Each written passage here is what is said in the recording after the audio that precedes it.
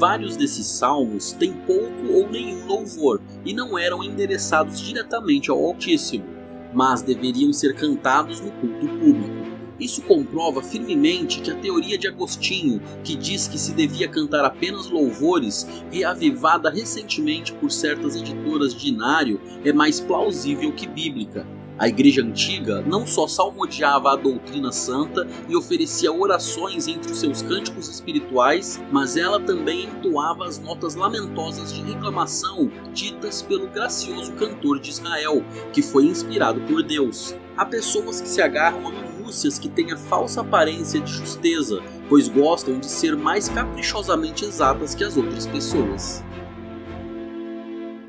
Os ateus são preeminentemente nécios, universalmente nécios. Não negariam a Deus se não fossem por natureza nécios. Tendo negado a Deus, não admira que se tornem nécios na prática. O pecado sempre é loucura. O cúmulo do pecado é atacar a própria existência do Altíssimo, sendo também a maior loucura imaginável. Dizer que não há Deus é desmentir a evidência mais clara, o que se configura em obstinação. É opor-se ao consenso comum da humanidade, o que é estupidez. É abafar a consciência, o que é loucura. Se pelo seu ateísmo o pecador pudesse destruir o Deus a quem ele odeia, haveria sentido, embora muita maldade, na infidelidade.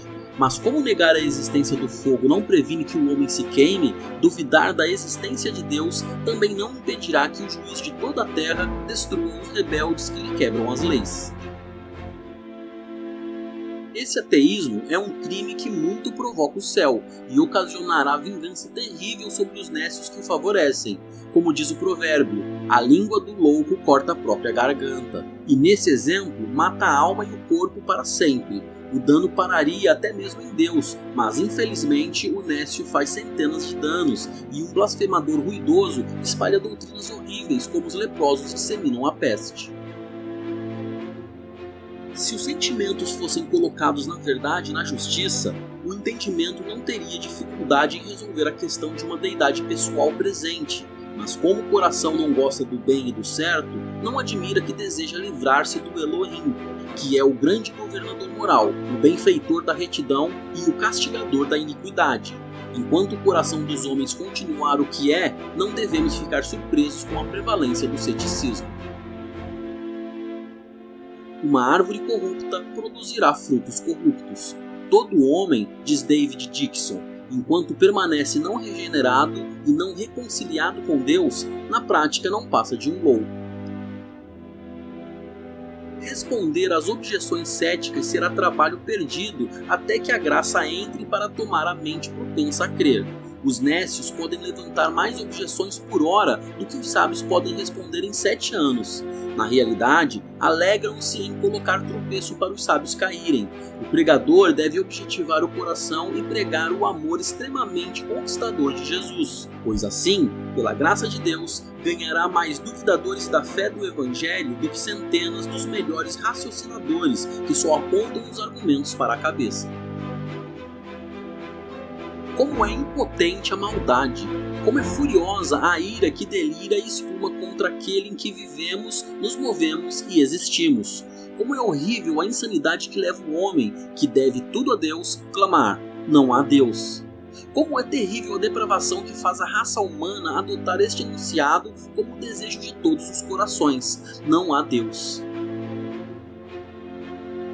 Os pecados de omissão têm de abundar onde predominam as transgressões. Aqueles que fazem coisas que não deveriam ter feitos, seguramente deixarão sem fazer coisas que deveriam ter feito.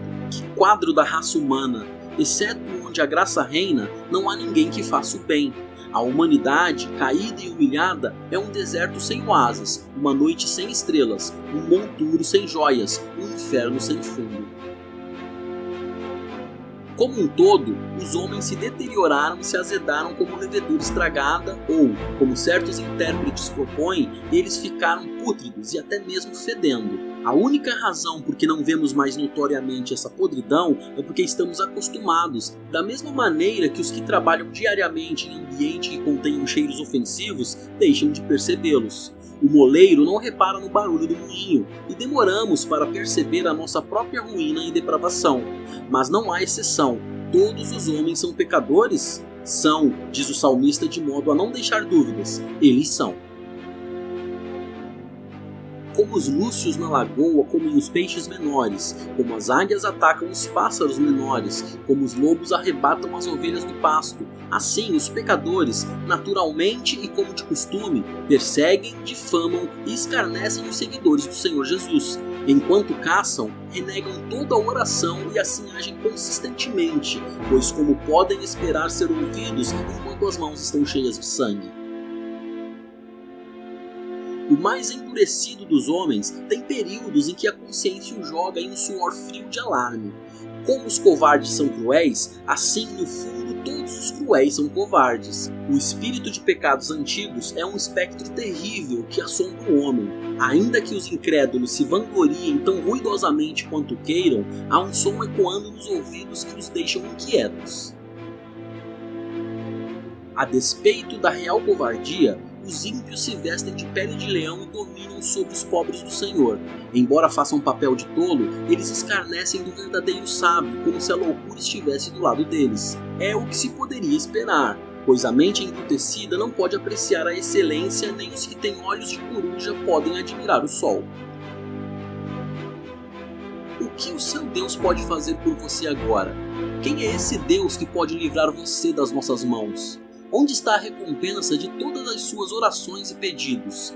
Perguntas zombeteiras desse tipo eles jogam na cara dos fracos, mas cheios de graça, com o objetivo de fazê-los sentir vergonha do refúgio no qual se abrigam.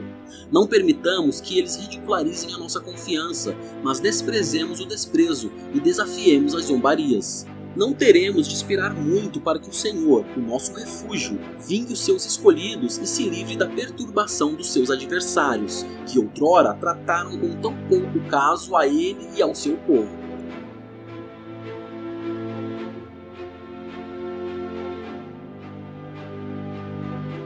Salmos capítulo 14. Diz o insensato no seu coração: não há Deus. São corruptos e praticam abominação. Já não há quem faça o bem. Do céu o Senhor olha para os filhos dos homens, para ver se há quem tenha entendimento, se há quem busque a Deus. Todos se desviaram e juntamente se corromperam. Não há quem faça o bem, não há nenhum sequer. Será que não entendem nada todos esses que praticam a iniquidade, que devoram o meu povo como se comessem pão e que não invocam o Senhor? Lá ficarão tomados de grande pavor, porque Deus está com a linhagem do justo. Vocês querem frustrar o conselho dos humildes, mas o Senhor é o refúgio deles. Quem dera que de Sião viesse já a salvação de Israel. Quando o Senhor restaurar a sorte do seu povo, Jacó exultará e Israel se encherá de alegria.